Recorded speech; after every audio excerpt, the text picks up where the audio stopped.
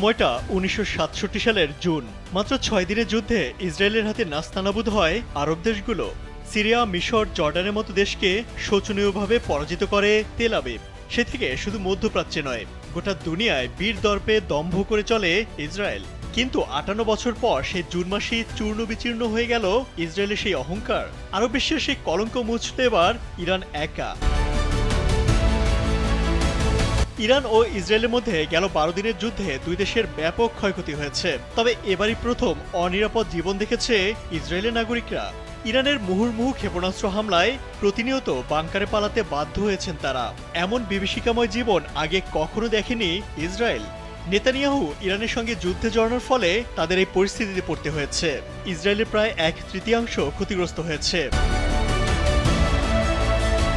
ইসরায়েলের নাগরিকরা মিছিল করে ইরানের কাছে ক্ষমা চেয়েছে, এমন ভিডিও সামাজিক মাধ্যমে ভাইরাল হয়েছে।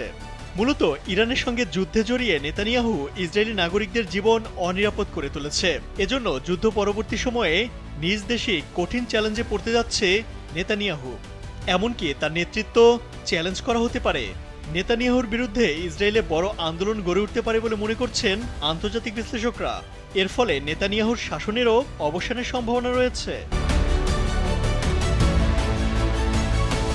সারা বিশ্বে একটা মিথ ছিল, ইসরায়েলের আকাশে তার অনুমতি ছাড়া কোনো কিছুই ঢুকতে পারে না, হোক সে ব্যালিস্টিক মিসাইল কিংবা ফিলিস্তিনের ছোট্ট রকেট।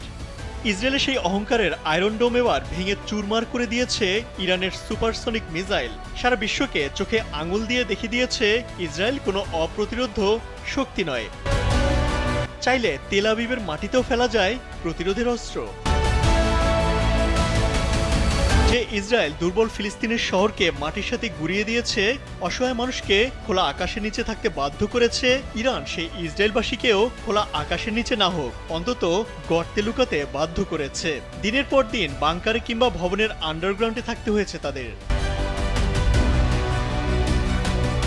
যেখানে ইসরায়েল বাহিনীর ভয়ে ফিলিস্তিনবাসী তো বটেই, আশপাশে সব মুসলিম দেশও ভয়ে কাঁপত, সেই অজেয় বাহিনীর তকমা কেড়ে নিয়েছে খামেনির যোদ্ধারা। ইরানের ভয়ে পথে ঘাটে হার্ট অ্যাটাক করেছে অনেক ইসরায়েলি। এক মোসাদের নামে যেখানে সারা বিশ্বের বাঘে মহিষে এক ঘাটে পানি খায়, সেই গোয়েন্দা বাহিনীর সদর দপ্তরেই পড়েছে ইরানি মিসাইল।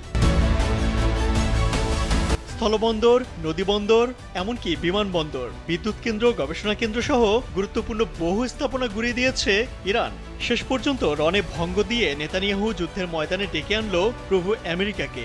সম্মান বাঁচাতে ইরানের খালি পরমাণু কেন্দ্রে হামলা করে যুদ্ধ বন্ধ করতে দুপক্ষকে রাজি করিয়েছিল ডোনাল্ড ট্রাম্প। তবে এই সংঘাত সারা বিশ্বের কাছে একটি বার্তা দিয়েছে, ইসরায়েল কোনো অপ্রতিরোধ্য শক্তি নয়।